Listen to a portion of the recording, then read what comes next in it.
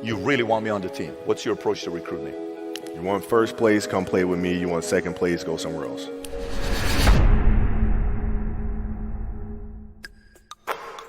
I would watch Magic play. On break Magic.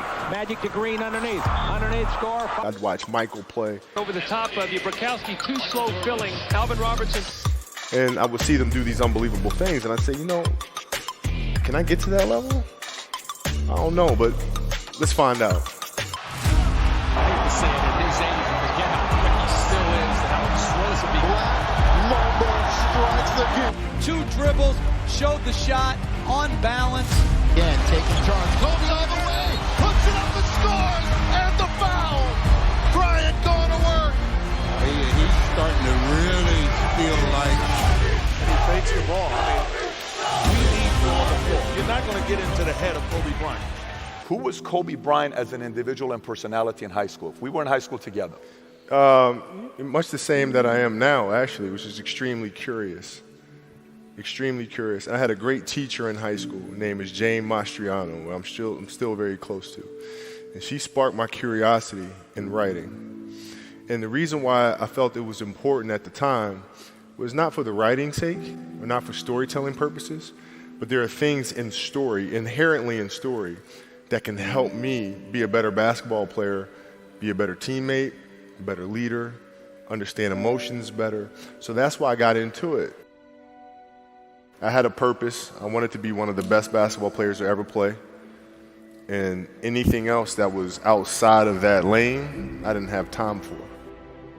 Basketball for me was the most important thing. So everything I saw, whether it was TV shows, whether it was books I read, people I talked to, everything was done to try to learn how to become a better basketball player. Everything.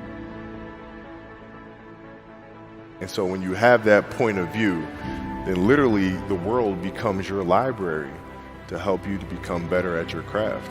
So because you know what you want, the world's giving you exactly the information you need to become better at it. Because you know what you're looking for.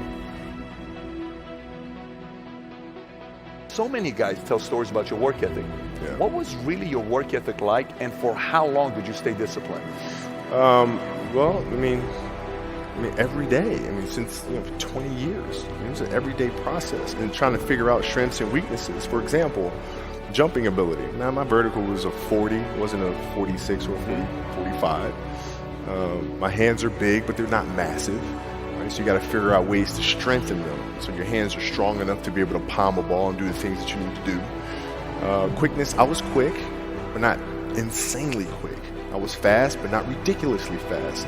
Right? So I had to rely on skill a lot more. I had to rely on angles a lot more. I had to study the game a lot more. And but I enjoyed it though. So like from the time I can't remember when I started watching the game, I studied the game and it just never changed. It's a good separation for me, emotionally, to be able to put myself in a place where at practice or when I'm training and during games, I switch my mind to something else. Switch my mode into something else, right? For me, it's the equivalent of Maximus Decimus Meridius and Gladiator picking up the dirt, smelling the dirt, it's go time. Right? So that was my mental switch. It was like an actor getting ready for a film. You got to put yourself in that cage. When you're in that cage, you are that character. And when you leave there, it's something completely different. But when I'm in that cage, bro, don't touch me, don't talk to me. Just leave me alone. Did you get mentally and emotionally so strong where it doesn't bother you? Well, you got to look at the reality of the situation. Like for me, it's not, you kind of got to get over yourself. Like, it's not about you, man. Like, okay, you feel embarrassed. You're not that important. Like, get over yourself. That's where you go. Get over yourself. Right? Like you're worried about how people may perceive you and like you're walking around and it's embarrassing because you shot 5 air balls. Get over yourself. Right? And then after that, it's okay, well, why did those air balls happen? Got it. High school, year before, we played 35 games, max, right? Week in between, spaced out, plenty of time to rest. In the NBA, it's back to back to back to back to back to back to back. I didn't have the legs. So you look at the shot, every shot was online. Every shot was online, but every shot was short. Right? I got to get stronger. I got to train differently. The weight training program that I'm doing, I got to tailor it for an 82-game season so that when the playoffs come around, my legs are stronger and that ball gets there. So I look at it with rationale and say, okay, well, the reason why I shot air balls is because my legs aren't there. I go, well, next year they'll be there. That was it. Done. Were there some names that you looked at and says, these three guys are as crazy as I am? At the time, I deal with what I've referred to as Goat Mountain. I went to Goat Mountain and I talked to Magic, Michael, Bird, Hakeem Olajuwon, Jerry West, Oscar Robinson, Bill Russell. You know, so I would talk to them. What did you do? What were your experiences? Michael in particular, he's become my big brother. He's been my big brother since I first came in the league. And what was that process like?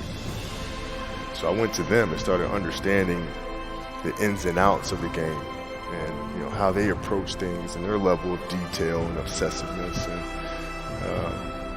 that's what I did. The players that had that passion but weren't willing to commit their entire lives to doing that, right? It's a choice. Right? You have other things. You have family. You have all these other things that you have to do. The game can't really be your number one priority. And so I was just looking at that like, man, this is going to be fun. If I'm buddies with you from high school, if I'm a cousin of yours, what happened to our relationship? How did that gravitate when you went into the league and you're determined to become the greatest, or you're determined to become one of the greatest? What happens to our relationship? Oh, it suffers. It does suffer. Oh, yeah. Okay. Yeah. And you understood that. You were okay with that. Well, yeah. And the people that love you, like friends and family, like they know that about you. Got it. So they let you be you. And when you reconvene, you know, you pick back up where you left off. But make no mistake about it, everything in between is lost. Right? So those long-term relationships, the commitment of time of, taking vacation. Like I see a lot of players take vacations with other players that are close friends. Or just take vacations just to take vacations, or just hang out just to hang out. Like I never did that. Got a lot of people paying their hard-earned money to come watch you perform. It's your job to be in shape. It's your job to be strong enough to perform at that level every single night. And as a competitor, when I retire, I didn't want to have to say, I wish I would have done more.